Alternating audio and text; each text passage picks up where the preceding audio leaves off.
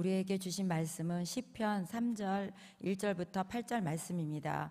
저와 여러분이 한 절씩 교독하신 후에 마지막 절은 다 함께 합독하시겠습니다. 시편 3편 1절부터 8절 말씀입니다. 여호와여, 나의 대적이 어찌 그리 많은지요. 일어나나 나를 치는 자가 많으니나이다. 많은 사람이 나를 대적하여 말하기를 그는 하나님께 구원을 받지 못한다 하나이다. 셀라. 여호와여, 주는 나의 방패시요 나의 영광이시요 나의 머리를 드시는 자신이이다. 내가 나의 목소리로 여호와께 부르짖으니 그의 성산에서 응답하시는 도다. 셀라. 내가 누워 자고 깨었으니 여호와께서 나를 붙드심이로다. 천만인이 나를 애워사 진친다 하여도 나는 두려워하지 아니하리이다.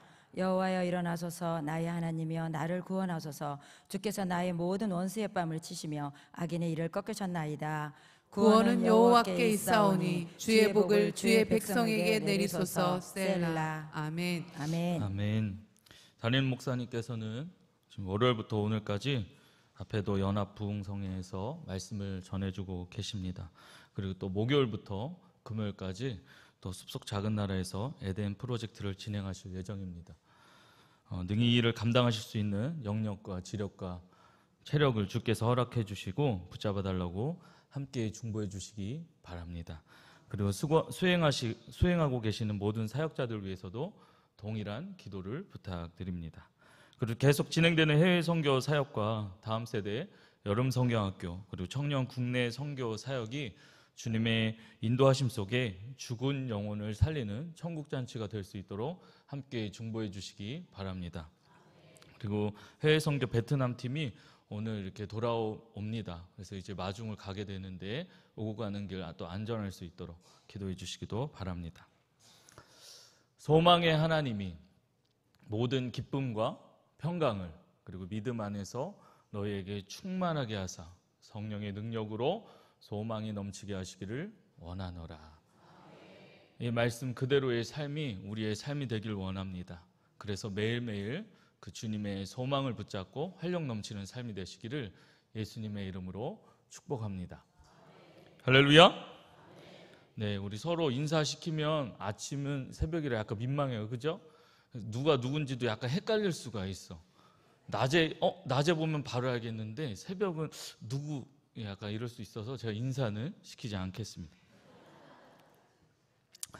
여러분, 사람들은 행복을 말할 때 흔히 무엇인가를 이루었을 때 그리고 원하는 것이 이루어졌을 때 또 행복하다라고 생각합니다. 그러나 성경은 전혀 다른 방식으로 행복을 말하고 있어요. 시편 1편과 2편이 그 대표적인 예입니다. 시편 1편은 죄의 길을 걷지 않고 여호와의 율법을 즐거워하며 주야로 묵상하는 자가 복이 있다라고 선언합니다. 그 사람이 행복한 사람이라는 거죠. 그런데 이 말씀이 고민이 돼요. 왜냐하면 과연 누가 이런 삶을 완전히 살아낼 수 있는가? 인류 중에 그런 사람이 있을까? 한 사람도 없을 겁니다. 우리는 다 연약함을 가지고 있기 때문이죠. 단 한 사람도 이 기준을 온전히 만족할 수 없음을 깨닫습니다. 바로 여기에서 시편 2편이 답을 줘요. 시편 2편은 하나님의 아들 곧 예수 그리스도를 왕으로 모시는 자가 복 있는 사람이라고 말합니다. 그래서 이 시편 2편 12절 말씀에 이렇게 얘기해요. 그의 아들에게 입맞추라. 율법을 왕성하신 예수님께 입맞추는 것, 그것이 그분을 나의 주님으로 고백하고 그분의 사랑 안에 거하는 것, 이 사람이 진짜 행복자라는 것입니다. 그런데 이런 복 있는 사람을 이렇게 1편과 2편에 대해서 2편에서 설명했어요. 그럼 이제 3편은 그럼 복 있는 사람의 어떤 특징이나 삶이나 방법에 대해서 얘기해야 되는데 뜻밖에도 뭘 얘기하냐면 고난을 얘기합니다. 행복한 사람의 첫걸음이 고난이라니. 이것은 세상의 상식으로는 이해되지 않는 이야기죠. 아니, 글이 어떻게 이렇게 전개되지? 이런 마음이 듭니다. 그러나 하나님께서 보여주시는 진짜 행복한 사람은 고난 속에서도 하나님을 붙드는 사람입니다. 고난이 없어서 행복한 것이 아니라 고난 속에서도 하나님께 붙들려 있는 것이 진정한 행복이라는 것이죠. 바로 이 지점에서 우리의 신앙이 진짜인지, 하나님과의 관계가 흔들리지 않는 것인지 시험되어집니다. 시편 3편에서 다윗은 고난을 통해 하나님께 더 가까이 나아가는 행복한 사람의 모습을 보여주고 있어요. 고난이 우리의 삶을 망가뜨리는 것이 아니라 우리의 믿음을 더욱 빛나게 하는 도구가 될 수 있음을 보여주고 있다라는 것입니다. 그렇다면 행복한 사람에게 있어 고난은 어떤 유익이 있는가? 이것을 이 아침에 좀 살펴보려고 합니다. 첫 번째 유익은 고난은 열매를 맺게 한다라는 겁니다. 다윗은 지금 아들 압살롬의 반역으로 인해 왕궁을 떠나야 했습니다. 사랑하는 아들의 배신, 왕으로서의 권위가 상실되었고 백성들의 마음이 떠난 슬픔과 그 외로움, 생명의 위협까지 지금 다윗의 상황은 인간적으로 감당하기 너무나 어려운 상황입니다. 그는 이렇게 고백합니다. 1절 말씀에 여호와여 나의 대적이 어찌 그리 많은지.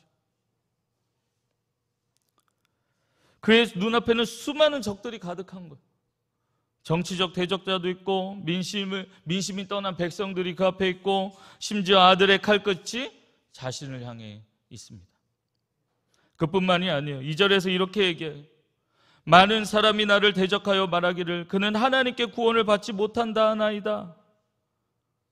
더 큰 고난은 그에게 사람들의 조롱이 다가온다라는 것이죠. 얼마 전까지만 해도 사울은 천천히요 다윗은 만만히로다 하면서 사람들이 다윗을 향하여 칭송을 했어요. 그런데 똑같은 입에서 지금 하나님의 사람이라더니 결국 버림받았구나 하하하 하면서 조롱하는 거예요. 하나님의 구원이 끊어진 것처럼 말입니다. 그런데 다윗은 그 자리에서 무너져 내리지 않았어요. 여러분들 감사하게 강조해줘서 읽어주신 게 있는데 2절 끝에 어떤 단어가 보이나요? 2절 끝에 셀라. 이는 단순한 음악적 쉼표가 아니에요. 원래 쉬어가다 이런 뜻이고 이 시편이 이제 찬양이잖아요. 그런데 이 단순히 음악적 쉼표가 아니라 지금 신앙의 멈춤, 영적 전환의 순간이라는 것입니다. 그는 고난을 직시하되 고난에 압도되지 않고 하나님을 바라봤어요.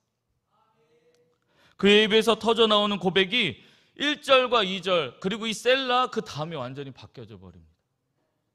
3절에 이렇게 얘기해요. 여호와여 주는 나의 방패시며 나의 영광이시요 나의 머리를 드시는 자신이이다. 현실은 변하지 않았지만 그의 시선이 변했다라는 거예요. 그는 상황이 아니라 하나님을 바라보기 시작합니다. 하나님은 그의 방패이셨어요. 그는 지금 맨몸으로 도망치는 처지지만 하나님의 보호하심이 자신을 둘러싸고 있다고 확신에 차 있습니다. 하나님은 그의 영광이세요. 왕이나 사람들의 칭송이 아니라 하나님의 주시는 존귀함이 자신의 영광이라고 그는 붙잡게 되었던 것입니다. 하나님은 그의 머리를 드시는 분이셨어요. 지금 상황은 머리를 숙이고 정말 땅만 봐야 하는 상황인데 고난과 절망으로 숙여진 그의 머리를 하나님께서 다시 들어 올리셨다라는 겁니다. 그리고 그는 4절에 이렇게 고백해요. 내가 나의 목소리로 여호와께 부르짖으니 그의 성산에서 응답하시는도다. 그는 결과를 보고 기도하는 것이 아니었습니다. 응답이 오기 전에 이미 응답하신 하나님을 믿고 부르짖었다라는 거예요. 그의 기도는 절망 속에서 터져나온 외침이 아니라 확신에 찬 부르짖음이에요. 어쩔 수 없이 짜고 아니라 믿음의 확신으로 고백했다는 것입니다. 다윗의 고난은 그를 무너뜨리는 것이 아니라 그의 믿음을 더욱 깊게 만들었다라는 것이에요. 그는 고난 속에서 믿음으로 하나님을 바라봤고 기도로 하나님께 나아갔으며 확신으로 그 고난을 통과합니다. 이 고난이 그의 삶에 열매를 맺게 한 거예요. 이것이 행복한 사람의 삶이에요. 고난이 없어서 행복한 것이 아니라 고난 속에서도 고난을 통해서 하나님을 붙드는 믿음이 있기 때문에 행복한 것입니다. 두 번째 유익은 고난은 하나님의 마음을 알게 한다라는 거예요. 다윗이 겪는 고난은 단순히 외적 위기나 권력 상실이 아니었어요.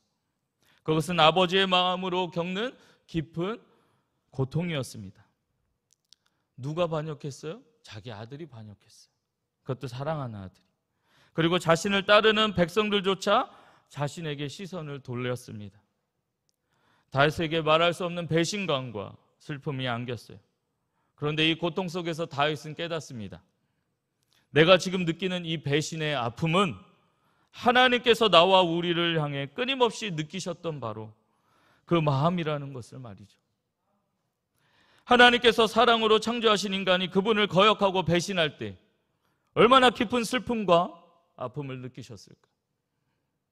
다윗은 고난을 통해 하나님의 아버지 되심을, 그리고 그분의 사랑과 인내를 배우게 됩니다. 그는 자신이 겪는 이 고난이 하나님의 관계 속에서 어떤 의미인지 묵상하게 돼요. 초췌한 모습으로 도망간 상태예요. 무슨 생각을 할까? 그리고 그는 비로소 고난이 그저 견디는 시간이 아니라 아버지의 마음이 이거구나 배우는 시간이었습니다. 이 고백이 5절과 6절에 이어져요. 5절 말씀에 이렇게 얘기합니다. 내가 누워 자고 깨었으니 여호와께서 나를 붙드심이로다. 다윗의 생명이 지금 위협에 있는 상황에서 눕고 자고 깨어날 수 있었던 건 하나님이 자신을 붙들고 계시기 때문이라는 그가 확신했던 것이죠. 그는 또한 이렇게 고백해요. 천만인이 나를 에워싸 진친다 하여도 나는 두려워하지 아니하리로다. 수많은 적 앞에서도 두려워하지 않습니다. 1절 말씀에 2절 말씀에 수많은 적들이 나를 에워싸고 있고 나를 조롱해요라고 했던 것이 셀라를 거쳐서 지금 6절에 이렇게 고백한 거예요. 그가 생각하고 묵상한 거죠. 자신의 보호자는 하나님밖에 없다라는 사실을, 그리고 그 손이 짧지 않다라는 사실을 그가 확신한 겁니다. 이 고난 속에서 다윗이 배운 것은 단순한 담대함이나 용기가 아니었어요. 하나님의 보호하심, 하나님의 사랑, 그리고 하나님의 기다림을 그가 배웠다라는 것입니다. 자신이 하나님을 배신했던 순간에도 하나님께서 자신을 기다렸고 다시 돌아오길 원하셨다라는 그 아버지의 마음을 이 다윗은 그 시간에 묵상한 거예요. 고난을 통해 자신의 연약함을 보았지만 그것이 결국 하나님의 은혜를 발견하는 시간이었고 아버지의 마음을 붙잡는 시간이 되었던 것입니다. 그는 이제 고난이 없어져야 행복하다고 생각하지 않았어요. 오히려 고난 속에서도 하나님과 함께 있기 때문에 행복하다라고 고백한 것입니다. 5절과 6절이 바로 그 행복자의 고백인 거예요. 이것이 고난 속에서 배우는 하나님의 마음입니다. 고난이 끝나기를 기다리는 것이 아니라 고난 속에서 살아계신 그분의 마음을 배우고 그분의 품 안에서 안식을 누리는 삶. 그분의 마음이 뭐예요? 우리 제자훈련 받으시는 분들은 외우죠. 예레미야 29장 11절 말씀. 자, 시작하면 또 부담되니까 제가 읽겠습니다. 여호와의 말씀이니라. 너희를 향한 나의 생각을 내가 아나니 평안이요 재앙이 아니니라. 너희에게 미래와 희망을 주는 것이니라. 아멘입니다. 세 번째 유익은 고난은 예수 그리스도를 드러나게 합니다. 다윗의 고난은 단순한 개인적 고난이 아니었어요. 시편 전체가 그러하듯 다윗의 삶도 예수 그리스도를 예표하고 있습니다. 누가복음 24장 44절 말씀에 이렇게 말씀하세요. 내가 너희와 함께 있을 때에 너희에게 말한 바 곧 모세와 율법과 선지자의 글과 시편에 나를 가리켜 기록된 모든 것이 이루어져야 하리라 한 말이 이것이라 하시고, 예수님을 말씀하는 거죠. 이 시편에 나온 이야기는 결국 뭐예요? 그리스도를 보여주고 있는 글이라는 겁니다. 다윗이 압살롬의 반역 앞에서 도망칠 때 맨발로 감람산을 머리를 풀어헤치고 올라갑니다. 여러분, 누가 상상되십니까? 십자가의 길을 걸으신 예수님의 모습이 오버랩되지 않습니까? 7절에서 다윗은 이렇게 고백해요. 여호와여 일어나소서, 나의 하나님이여 나를 구원하소서. 주께서 나의 모든 원수의 뺨을 치시며 악인의 일을 꺾으셨나이다. 그는 하나님의 구원을 간절히 구합니다. 그러나 이 고백 이후에 다윗의 마음은 적들에 대한 심판이나 복수가 아니라 하나님의 백성을 향한 긍휼과 사랑으로 바뀌어요. 8절 말씀입니다. 우리 8절 다 같이 함께 읽어보겠습니다. 시작. 구원은 여호와께 있사오니 주의 복을 주의 백성에게 내리소서. 셀라. 구원은 여호와께 있사오니나 아멘인데 앞에 나를 배신한 자들을 향해서도 주의 복을 주의 백성에게 내리소서라고 지금 그가 간구하고 있는 거예요. 자신을 배신한 백성들, 자신에게 등을 돌리고 압살롬을 지지했던 이들조차 하나님 앞에 복받기를 지금 그가 구하고 있는 겁니다. 그는 자신의 상처를 넘어 그들을 품었던 거예요. 이 장면도 어딘가에 오버랩되지 않습니까? 누가복음 23장 34절 말씀에서 예수님께서 이렇게 얘기하세요. 아버지, 저들을 사하여 주옵소서. 자기들이 하는 것을 알지 못함이니이다. 예수님의 사랑과 같은 모습을 보여주고 있습니다. 예수님은 자신을 배신하고 십자가에 못 박은 세상조차 끝까지 사랑하셨어요. 다윗의 이 고백은 단순히 인간적 관용이 아니었던 겁니다. 자신의 고난을 통해 하나님의 사랑을 깨닫기에 그 사랑으로 백성들을 품었던 거예요. 그는 아들의 반역이 마음이 찢어졌지만 그 아들과 백성 모두에게 하나님의 복이 임하기를 바라고 있습니다. 자신의 아픔보다 하나님의 뜻을 더 소중히 여기는 마음이었던 거죠. 그것이 다윗의 사랑이자 이러한 삶이 바로 예수님의 삶이었던 것입니다. 예수님은 십자가에서 고난당하시면서도 자신을 배신한 인류를 위해 기도하셨어요. 고난을 통해 세상을 품으셨다라는 겁니다. 여러분, 우리도 마찬가지예요. 고난 속에서 우리의 상처에만 집중하고 그것에만 함몰되는 것이 아니라 그 고난을 통해서 하나님을 볼 수 있어야 된다라는 거예요. 하나님의 사랑을 깨달을 수 있어야 된다라는 거예요. 나를 아프게 한 사람들조차 품는 삶으로 나아가야 한다라는 것입니다. 고난은 나를 넘어 예수님의 사랑을 드러내는 삶으로 우리를 이끌어 갑니다. 설교할 때 하도 제 딸 이야기를 하니까 엊그저께 아내가 그만 얘기하래. 근데 이 말씀 준비하면서 아무리 생각해도 걔가 너무 많이 떠오르는 거예요. 그래서 감사로 바뀌었어요. 하나님, 저 아이 때문에 제가 아버지의 마음을 더 알아가는군요. 제가 아니었으면 이 죄인이 하나님 앞에 얼마나 죄인인지 몰랐을 거예요. 하나님 감사해요. 저 딸아이가 하나님 앞에 쓰임 받느라 너무 고생하고 계시는데 하나님 불쌍히 여겨달라고, 아르바이트 비용 좀 많이 주시라고. 여러분, 이제 결론을 내리려고 합니다. 이제 우리는 질문해야 해요. 고난을 어떻게 바라볼 것인가? 피해야 할 불행으로만 볼 것인가? 아니면 그 속에서 하나님을 만나는 기회로 볼 것인가? 고난 속에서 하나님께 더 가까이 가는 삶을 잘 보여주는 이야기가 있습니다. 바로 서핑이라는 오래된 스포츠의 기원입니다. 서핑 다 아시죠? 파도를 이렇게 다 타는 거. 대부분의 현대 스포츠는 언제 시작되었는지 그 기원을 추적해 보면 알 수 있어요.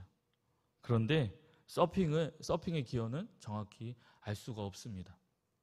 그저 구전에 의해 전해지는 이야기만 있을 뿐이에요. 고대 하와이에서 이 서핑은 단순한 놀이가 아닌 신에게 드리는 제사였다고 합니다. 고대 하와이의 부족장들은 바다로 나아가기 전에 파도 속에서 신에게 보호를 요청하며 서핑을 했어요. 한가운데 가서 신을 만나려고 했던 거죠. 육지에서 안전하게 신께 기도해도 되는데 거대한 파도가 있는 바다 한가운데, 하와이 파도, 글쎄요, 저는 실제로 못 봤습니다만 영상을 통해 어마어마하죠. 그 파도에서 신을 만나고 도움을 요청한 거예요. 위험이 있는 곳, 두려움이 있는 곳, 통제할 수 없는 곳에서 그들이 하나님을 찾은 것입니다. 1778년 영국 탐험가 제임스 쿡이 타히티의 서퍼들을 처음 보았을 때 그는 이렇게 기록했어요. 그들은 파도를 두려워하지 않았다. 그들은 파도 위에서 자유로워 보였다. 심지어 그들은 파도 위에서 미소를 띄었다. 쿡과 유럽 선원들에게 파도는 언제나 배를 뒤집을 수 있는 위험의 대상, 두려움의 대상이었습니다. 그러나 타히티의 사람들은 그 파도를 타고 신께 더 가까이 가고 있었어요. 똑같은 파도를 보고도 사람들은 다르게 반응했습니다. 누군가는 두려움에 떨었고 누군가는 그 파도 위에서 자유를 느끼며 하나님 앞에 더 가까이 갔다라는 것입니다. 우리 삶에도 파도가 있습니다. 예상치 못한 고난, 두려운 현실, 해결되지 않는 문제들, 믿는 사람에게도 믿지 않는 사람에게도 파도가 있습니다. 중요한 것은 그 파도를 어떻게 바라볼 것인가. 바다에 떠 있는 이상 파도는 피할 수가 없어요. 여러분, 우리는 다 바다에 떠 있는 사람들입니다. 우리의 인생은 다 바다 위에 떠 있는 인생들인 거예요. 그러나 우리는 그 파도 위에서 하나님을 찾을 수 있어요. 원래 설교 시간에 제 이야기를 잘 안 하고 그냥 저희 딸 얘기만 잠깐 했는데, 이 말씀을 준비하면서 참 아멘이 돼서 좀 나누려고 합니다.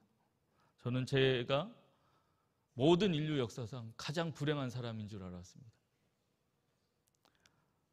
청소년 시절에, 초등학교과 중학교, 고등학교 시절에 아버지의 사업이 망하고, 저는 그래도 중산층이었다고 생각해요. 그때는 아버지의 사업이 망하고 쫄딱 망하고 동굴 같은 집으로 들어가게 됐어요. 참 불우했다라고 표현할 수 있습니다. 먹을 거가 냉장고에 없었어요. 텅텅 비었어요. 김치 국물밖에 없었습니다. 그때 소고기 라면이 320원 하던 시절입니다. 그래서 영양실조에 걸렸어요. 지금 보면 상상이 안 가시죠? 네, 감사해요. 웃어주셔서. 하루는 누가 먹다 남은 짜장면 그릇을 밖에 내놨어요. 근데 어린 마음에 너무 먹고 싶은 거예요. 버려놓은 짜장면이었거든요. 너무 먹고 싶은, 거기에 군만두까지 얹어져 있더라고요. 와, 금상첨화. 너무 먹고 싶어서 그걸 들고 건물 꼭대기로 올라갔어요. 그래서 그걸 먹었습니다. 울면서 먹었어요. 그래서 지금도 짜장면을 너무 좋아합니다. 내가 내 인생에서 왜 이렇게 불행한 시간을 겪어야 될까? 경제적으로도 어렵고 살아갈 방법도 없고 육체적으로 정신적으로도 많이 파괴되고 그랬는데, 그래서 삶을 포기하려고 했어요. 그때 하나님을 만난 거예요. 기도원에 가서. 그래서 그 모든 시간들이 하나님 앞에 버려진 사건 있다 없다? 없다. 하나님을 만나는 계기가 된 거예요. 누군가의 아픔이 제 아픔이 다가오는 거예요. 내가 겪었던 모든 시간들이 누군가를 이해하는 공감이 되더라고요. 그 공감이 동감으로 끝나지 않고 내 아픔이 되고 내 아픔이 기도가 되더라고요. 근데 제 말에 하나님은 저를 감히 저 같은 존재를 사용해 주셔서 그분들을 이해하고 붙잡고 기도하는데 그분들이 그렇게 위로를 받는 거예요. 그때 깨달았어요. 정말 버려진 사건이었구나. 다윗의 고난은 파도 속에서 하나님을 찾았습니다. 예수님은 십자가라는 거대한 고난의 파도 위에서 하나님께 기도하셨어요. 그리고 인생의 고난 속에서 하나님을 바라보며 그 파도 위에서 믿음으로 나아갔습니다. 고난이 없는 삶이 행복한 삶이 아닙니다. 고난 속에서도 하나님과 함께하는 삶이 진짜 행복한 삶입니다. 고난을 피하려 하지 말고 그 고난을 통해 하나님을 더 깊이 만나십시오.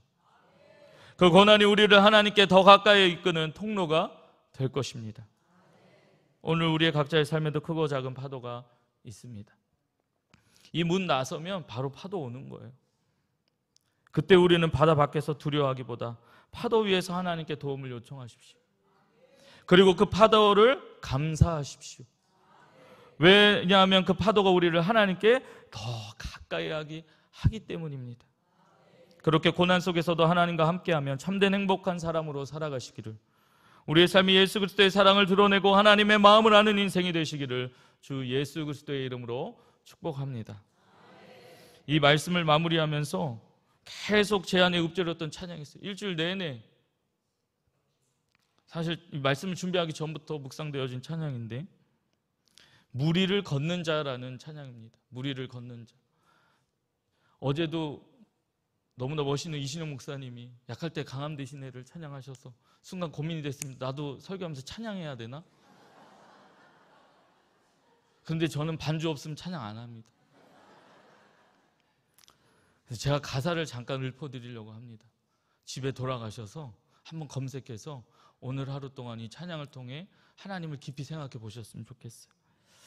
주님 나를 부르시니 두려움 없이 배에서 나아가리라. 주님 나를 부르시니 주님 내게 오라시니 주님 보고 계시기에 의심치 않고 바다를 걸어가리라.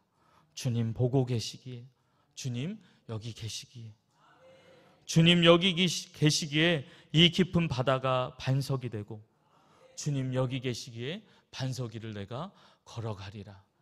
주님 여기 계시기에 저 거친 파도가 반석이 되고 주님 여기 계시기에 반석 위를 내가 걷습니다.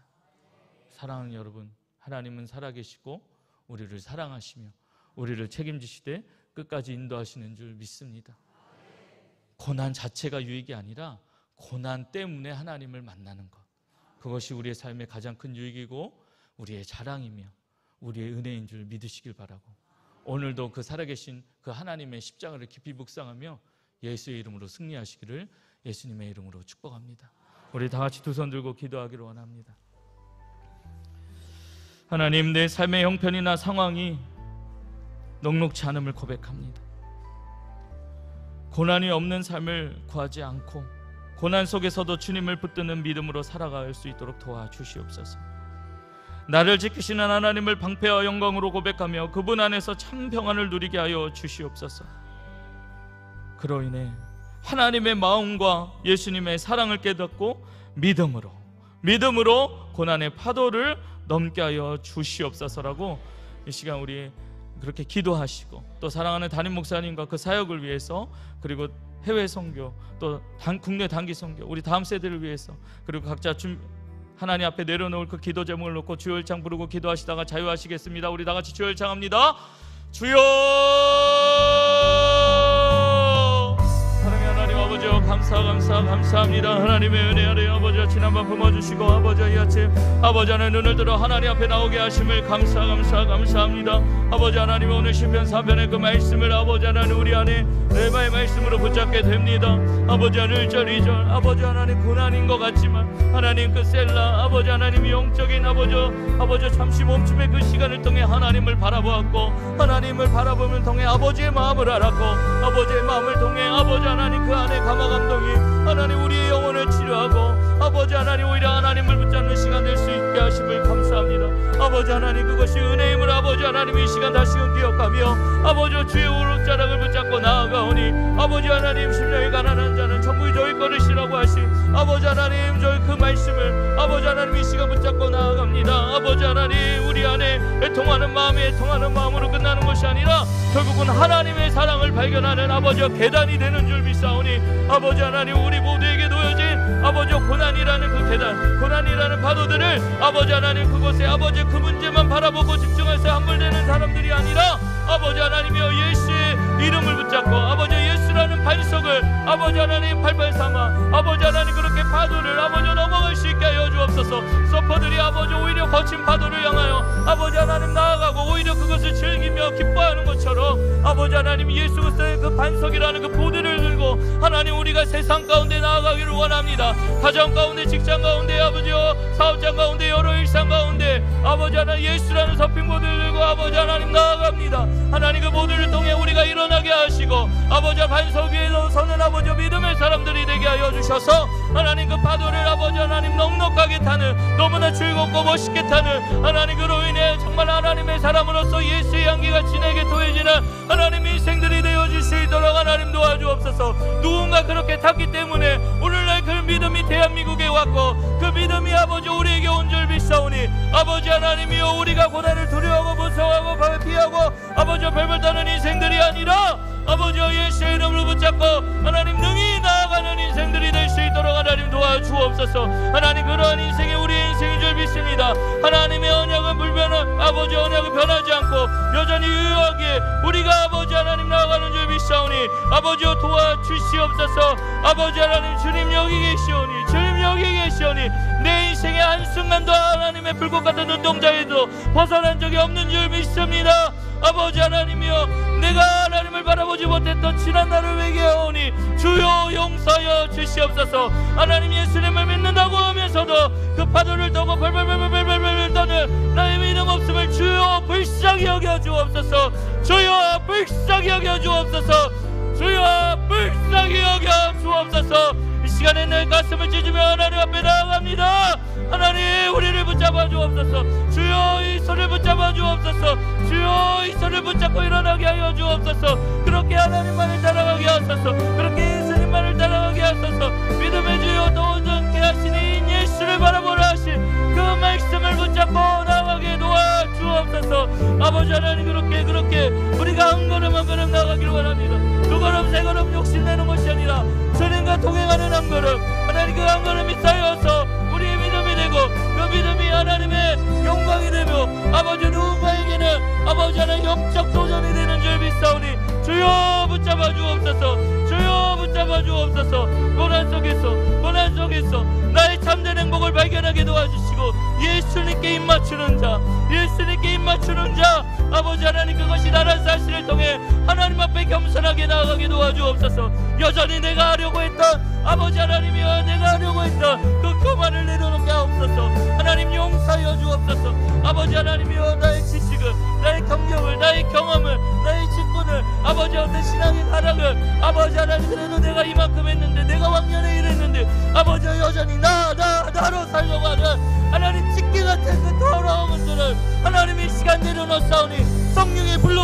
다 태워주시옵시고 나는 죽고 예수로 살아가는 사 그것이 나의 정체성임을 하나님 기억할 때 아버지여 무너진 내 감정들, 무너진 내 상황들 하나님 그 가운데서 다시 부전히 주님 바라보며 일어날 수 있도록 주여 도와 주시옵소서. 아버지 하나님